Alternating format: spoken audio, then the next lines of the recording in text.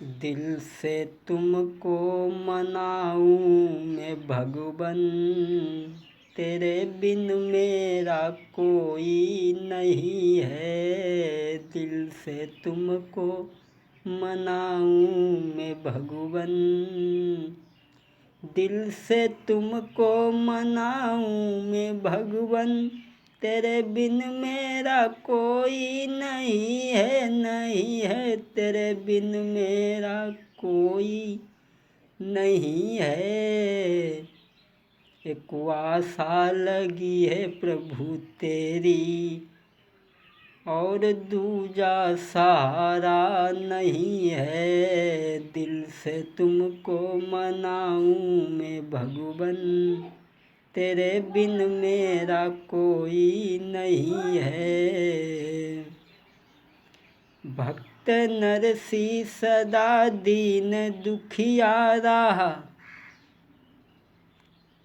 आस तुम पे लगाई जभी कटी झंझट सभी। बेटी रामा के घर घेरा कोई आफत ने उन्हें फिर नहीं। दिल से तुमको मनाऊं मैं भगवन, तेरा बिन मेरे कोई नहीं है। गर इतना दयालु तू है भगवन, तो दे दे थोड़ी जगह मुझको भी गोद में। मिन्नी तेरा है तेरा रहेगा, तेरे बिन मेरा कोई नहीं है। दिल से तुमको मनाऊं मैं भगवन, तेरे बिन मेरा कोई नहीं है। आदरणीय समस्त सभी श्रोता बंधु, आज हम ये रामायण की कहानी सीता हरण समझाने के लिए जा रहे हैं। भगवान श्री राम पिता दशरथ की आज्ञा को मान करके पंचवटी में निवास कर रहे हैं। भाई लक्ष्मण और अर्धांगिनी सीता के साथ में जब निवास कर रहे हैं तो वहाँ पर एक दिन रावण की बहन शूर्पणखा आई और उसने सुंदरी का रूप बना करके भगवान के पास पहुँची और कहने लगी कि तुम सम पुरुष नमो सम नारी। कहने लगी कि तुम्हारे समान पुरुष और मेरे समान स्त्री नहीं है, इसलिए मैं चाहती हूँ कि तुम मेरे साथ में शादी कर लो। शूर्पणखा के वचन सुनकर के भगवान कहने लगे हैं, माफ़ करना, हम शादी तो नहीं कर सकते हैं। हम कुंवारे नहीं, हम ब्याहे हैं, एक नारी संग में रखते हैं। अपने की सिवा दूसरे की माँ बेटी बहन समझते हैं। हम पतिव्रत धर्म का पालन कर रहे हैं। तुम ऐसा करो, हमारे भाई लक्ष्मण की पत्नी उर्मिला घर पे रह गई हैं, उनके पास जाओ, वो आपसे शादी कर ले। ये आस लेकर के शूर्पणखा लक्ष्मण के पास में पहुंची। वहाँ से भी जब निराश होकर के लौटी तो शूर्पणखा राक्षसी का भेष बना करके सीता की तरफ दौड़ी। जब सीता की तरफ दौड़ी तो भगवान का संकेत पाकर के लक्ष्मण ने शूर्पणखा की नाक काट डाली और वो शूर्पणखा खरदूषण के पास में वहाँ से पहुँची और जाकर के सभी हाल बताया है। तो आज खरदूषण अपनी सेना को लेकर के गए, युद्ध हुआ और खरदूषण मारे गए। जब खरदूषण मारे गए तब तो शूर्पणखा रावण के पास में पहुंची और बोली भैया भैया दो लड़के राम लखन इस डंडक वन में आए हैं।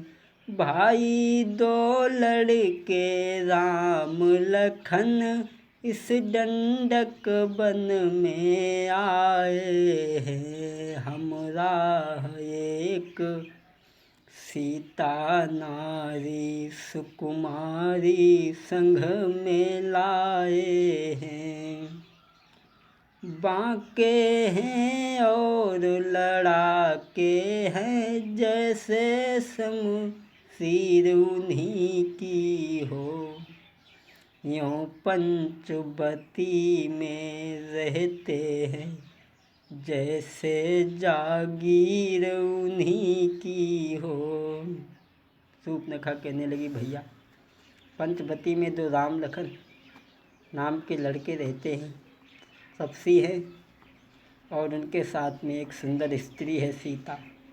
जब उससे मैंने मिलना चाहा तो छोटे तपसी ने मेरे साथ में कुछ छल करना चाहा और जब मैंने तेरा नाम लिया तब उन्होंने तुम्हें गालियाँ दी और मेरी नाक कान कतर डाली छोटे तपसी ने और बोली अब मेरी नाक गई सो गई, अब अपनी नाक संभालो तुम। जग में गर ऊंची नाक नहीं तो नकटा नाम धरा लो तुम।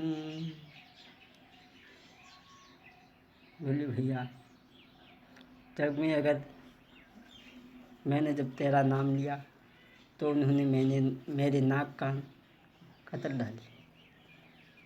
शूर्पणखा के जो ये वचन रावण ने सुनी तब तो रावण हाथ में नंगी तलवार को लेकर के खड़ा हो गया और कहने लगा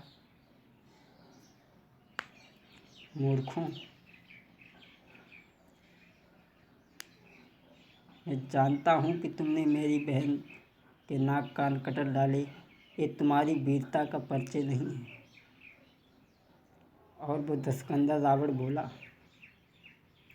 कि नारी की नाक काटने से और होती है नाक नहीं ऊंची।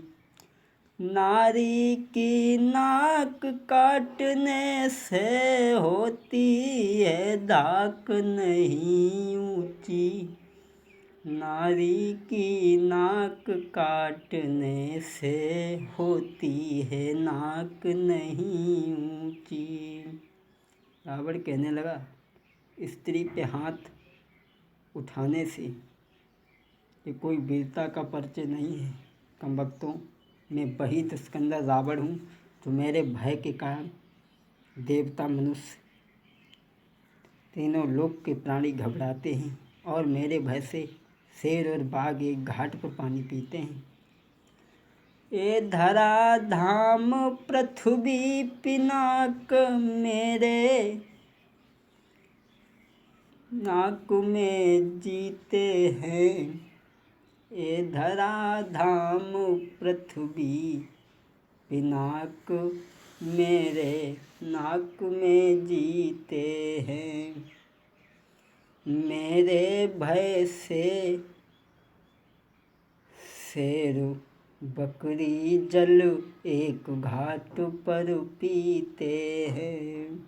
रावण कहने लगा कि तुम्हें नहीं मालूम कि मेरे भय से बाघ और बकरी एक ही घाट पे पानी पीते हैं। रावण कहने लगा बहन तुम्हारी नाक कान कटर डाली लेकिन मेरे पास आने की कोई ज़रूरत नहीं थी। क्या तुमने इस संवाद खरदूषण से नहीं कहा? बोली भैया पहले तो मैं उनके ही पास गई और सारा समाचार मैंने सुनाया।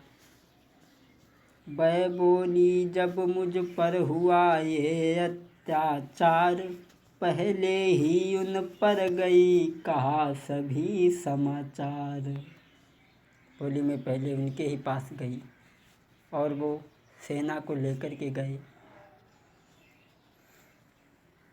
वे लेकर सेना गए वहाँ, वे लेकर फौजे गए वहाँ, अत्यंत घोर संग्राम हुआ। लेकिन उन बड़े तपस्वियों ने उन सब का काम तमाम किया।